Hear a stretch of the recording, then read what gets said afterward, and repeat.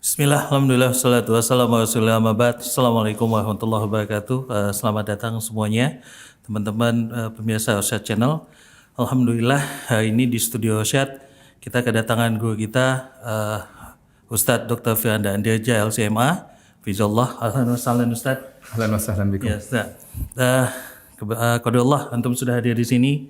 Ada pertanyaan dari kita nih Ustaz, karena saat ini kan banyak fenomena teman-teman kami yang hijrah, waktu awal hijrah itu ikut kajian sana sini, tapi qadarullah di beberapa saat kemudian dia hilang dan setelah kita ketemukan dia kembali ke dunia lamanya Ustaz, di mana dunia lamanya itu adalah dunia di mana dia sudah tinggalkan dan harus dia tinggalkan, tapi dia kembali lagi. Mungkin boleh kasih tahu ke kita Ustaz, ini yang salah apakah cara dia hijrah atau mungkin ternyata ada metode yang harus diterapkan untuk hijrahnya ini agar istiqomah Ustaz. Mungkin antum bisa kasih faedah ke kita Ustaz. Bismillahirrahmanirrahim. Alhamdulillah, salatu wassalamu ala rasulillah wa ala alihi wa sahbihi wala. Kita tahu bahwasanya hijrah adalah amalan yang agung ya. Dalilnya terlalu banyak tentang agungnya hijrah.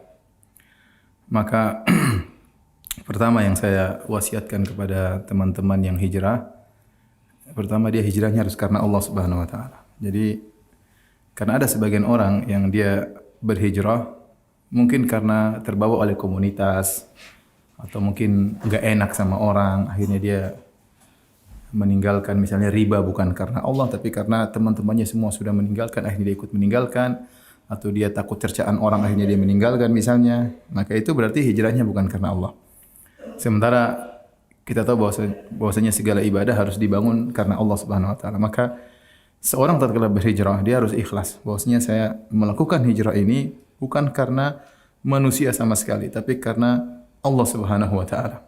Dengan dia meninggalkan suatu karena Allah, maka Allah akan beri ganti yang baik. Makanya kata Nabi sallallahu alaihi wasallam, "Man taraka syai'an lillah, awadahu Allahu khairan minhu." Ya, barang siapa yang meninggalkan sesuatu karena Allah, ya, karena Allah, maka Allah akan gantikan dengan yang lebih baik.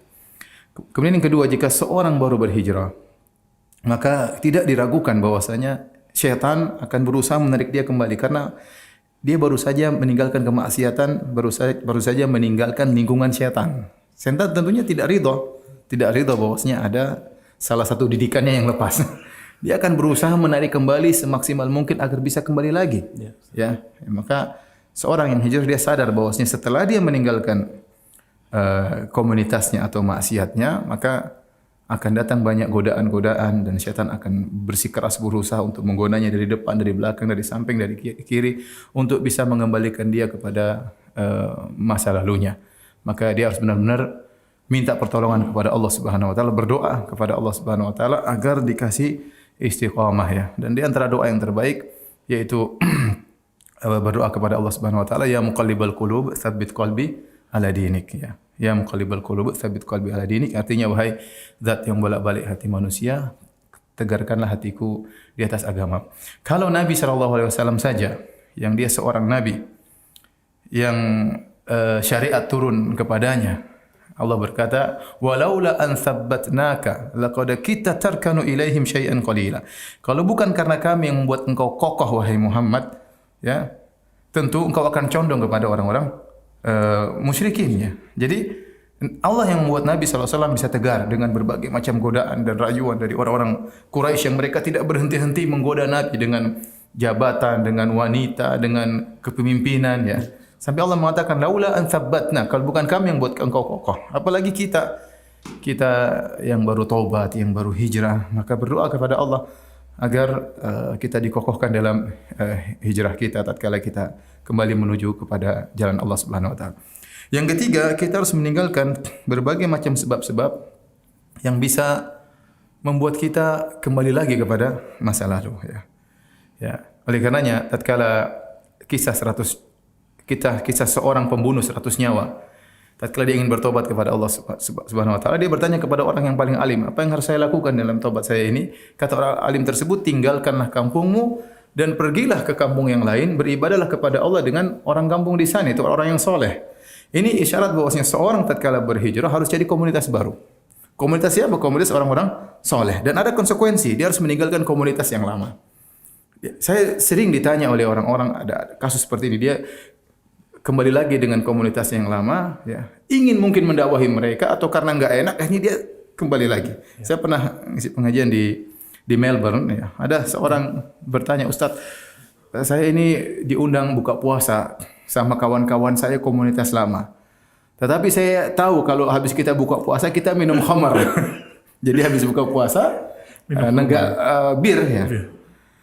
Akhirnya saya datang Ustaz dan benar saya minum bir kembali. Subhanallah. Jadi komunitas sangat apa? Pengaruh luar biasa ya. Makanya dia dulu Nabi SAW sudah ingatkan hati-hati dengan apa? Dengan teman. Ya, hati-hati ya. Al-mar'u ala dini khalilihi. Sungguhnya seorang berdasarkan agama sahabatnya. Dan pepatah Arab mengatakan as-sahibu sahib, bahwasanya sahabat itu akan menarik. Maka konsekuensi dari hijrah harus dia lakukan dan dia harus berani mengambil keputusan. Semua teman-teman yang masa lalunya harus dia tinggalkan. Ya.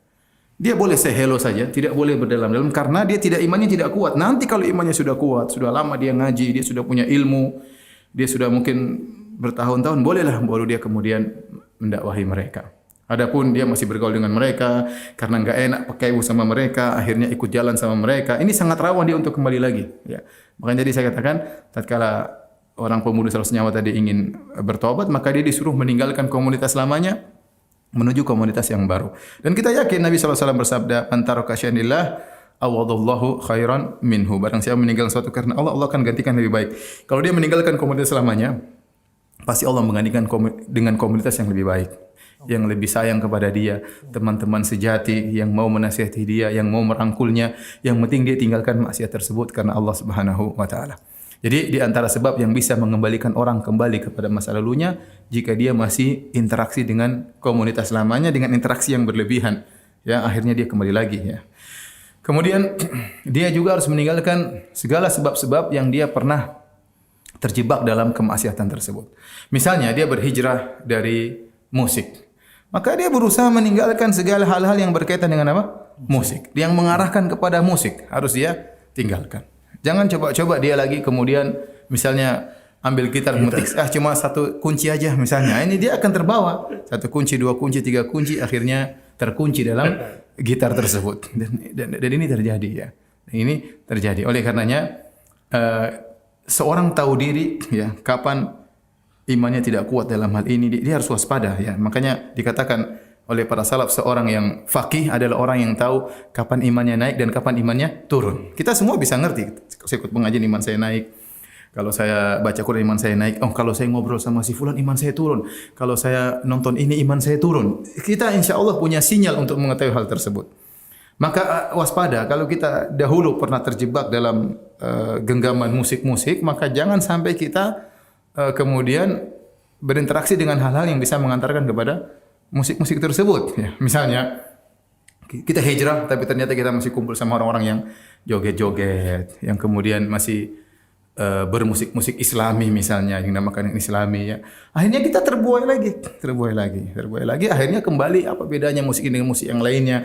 Akhirnya mulai setan giring lagi kepada yang buruk. Kita tahu namanya musik Islami, tidak ada musik haram ya. Musik haram secara mutlak mau Islami enggak Islami tetap hukumnya haram dan tidak boleh kita namakan musik dengan apa? Musik Islami karena itu namanya maksiat Islami enggak ada, enggak bisa. Kemudian juga misalnya seorang pernah terjerumus dalam zina ya. Maka hati-hati di zaman sekarang ini sarana yang mengantarkan kepada zina sangat banyak ya. Sangat banyak. Maka dia jauhi hal-hal yang bisa mengantarkan kepada zina, dia jaga pandangannya, hati-hati menggunakan HP, hati-hati membuka laptop dan yang lainnya ya, karena sekali dia terjebak, dia tidak bisa menahan dirinya lagi. Karenanya Nabi Yusuf alaihissalam ya, waktu dia digoda oleh Imra'atul Aziz yang konon namanya Zulaikha, maka kemudian dia berdoa kepada Allah Subhanahu wa taala, dia mengatakan Rabbi sijnu ahabbu ilayya mimma yad'unani ilaih. Ya Allah, penjara lebih aku sukai daripada rayuan mereka. Ya, wa illa tasrif anni kaidahunna asbu ilaihinna. Kalau engkau tidak memalingkan aku dari rayuan mereka, ya Allah, aku akan condong kepada mereka. Jadi Yusuf alaihissalam tidak merasa pede, ya silakan rayu ibu-ibu, wanita-wanita, saya akan tegar. Enggak, dia enggak begitu. Dia tahu iman dia dalam hal ini tidak kuat. Ini dia seorang nabi. Dan dia mengaku di hadapan Allah Subhanahu wa taala mengatakan kalau engkau tidak palingkan aku akan condong kepada wanita tersebut. Apakah Yusuf bohong dalam ucapannya? Dia benar. Artinya Yusuf alaihissalam tahu untuk masalah ini dia harus menjauh. Ya. Makanya setan tahu kita ini lemah di mana. Ada orang yang digoda dengan wanita langsung KO. Ada orang digoda wanita dia bisa bertahan. Ada orang digoda dengan wanita dia tidak tergoda tapi digoda dengan jabatan dia mudah terbawa. Ya. Dan macam-macam. Ada digoda dengan harta yang haram dia mudah terbawa. Oleh karenanya segala hal yang bisa mengantarkan kita kepada masa lalu yang buruk maka hendaknya kita jauhi. Di antara cerita yang menjadikan yang saya dengar, ya tatkala ada seorang wanita yang konsultasi kepada saya, dia punya suami yang masya Allah sudah istiqomah, bahkan mereka sudah nikah lama, bahkan sudah punya anak 3. Akhir-akhir ini suaminya kembali lagi kepada masa lalunya, ya, dengan medsos dan yang lainnya, masuk ke dunia internet, ketemu lagi dengan tegur sapa dengan kawan-kawan lamanya, akhirnya homo lagi. Padahal dia sudah meninggalkan homoseksual sudah lama dan menikah dan hidup normal. Tapi subhanallah, tatkala dia berinteraksi dengan komunitasnya, ya entah mungkin awal niatnya apa, akhirnya dia terbawa lagi dan dia mengakui perbuatannya. Dan ini musibah ya. Allah kita terbawa kembali kepada kesesatan setelah Allah berikan hidayah kepada kita. Saya rasa itu di antara hal yang harus kita perhatikan, atau teman-teman yang baru berhijrah diperhatikan.